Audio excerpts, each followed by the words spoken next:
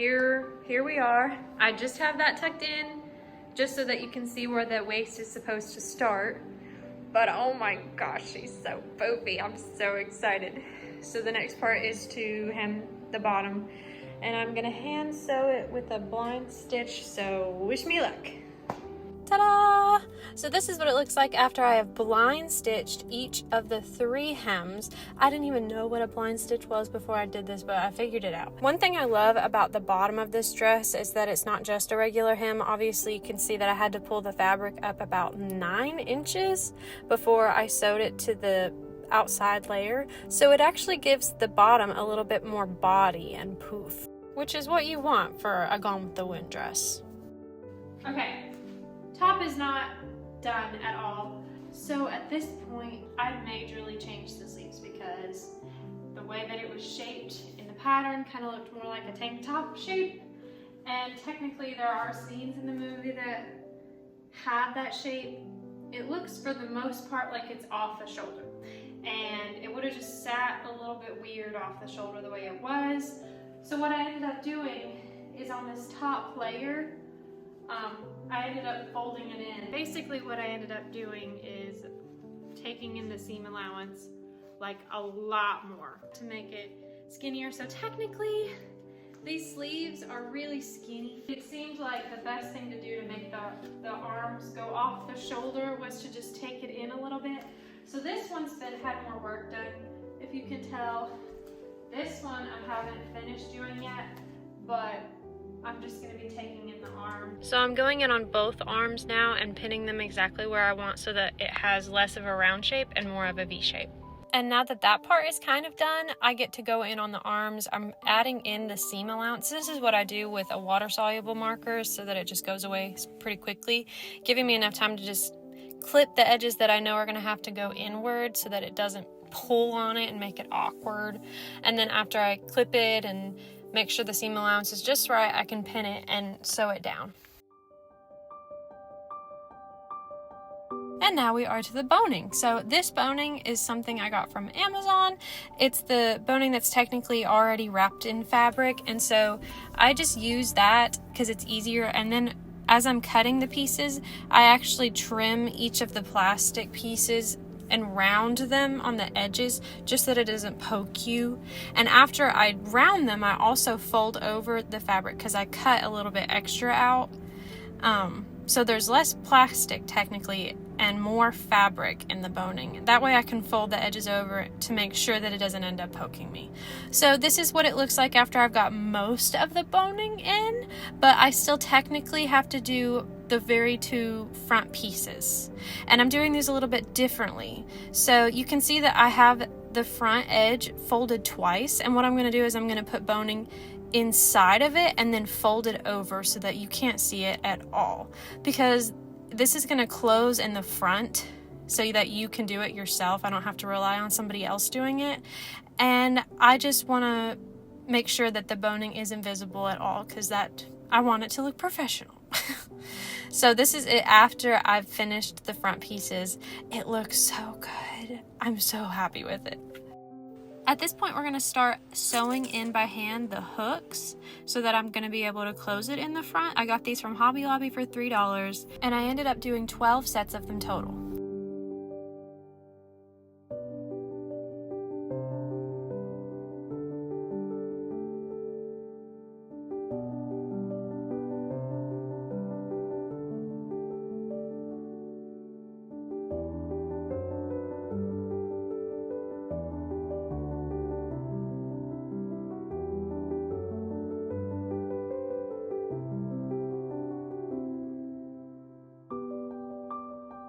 The bodice is getting really close to being done.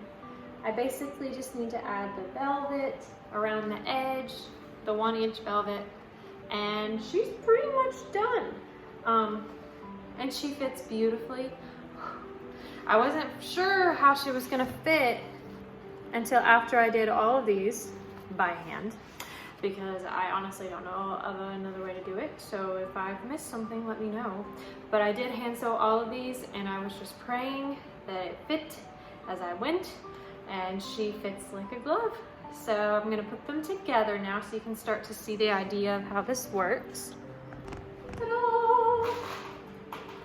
Okay, so at this point, I still have to add the velvet around the top. But I'm actually going to take a break from that for a second.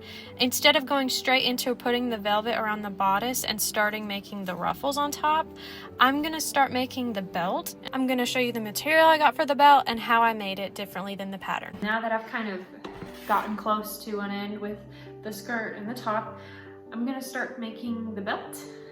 I couldn't find ribbon wide enough for it, so I ended up just buying dark green velvet. It's gorgeous.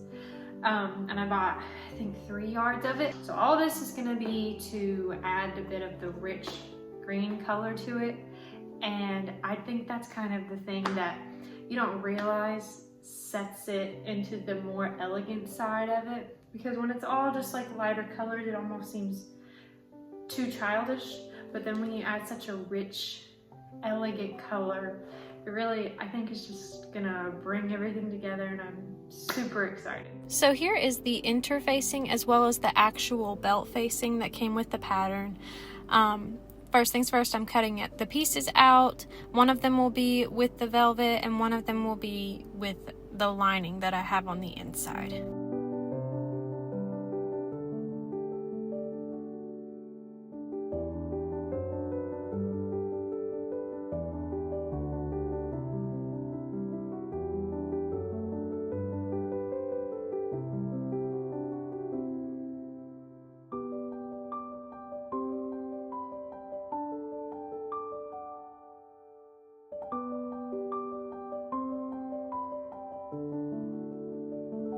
Okay, so I'm going to show you the technique that I use.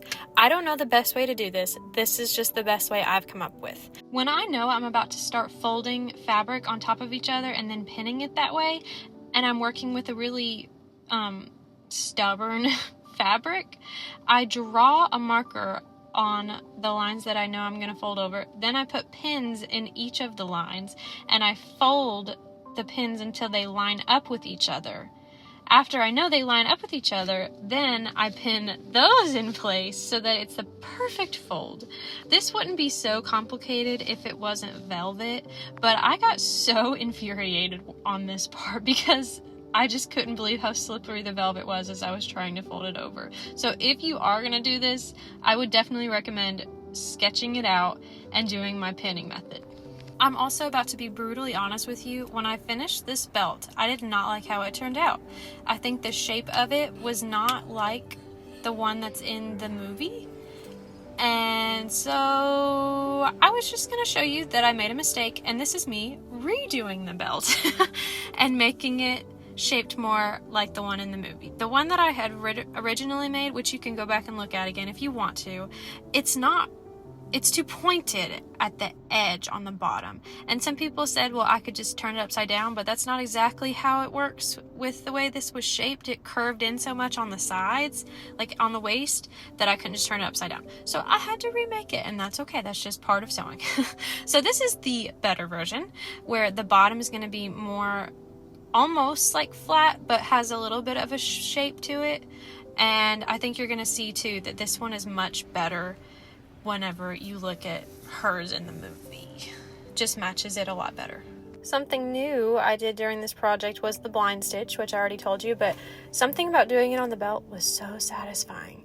I love that you end up not seeing any of the green. There's just something so cool about that, but it's probably just because I'm a sewing nerd now, so that might not be fascinating to you, but it was to me.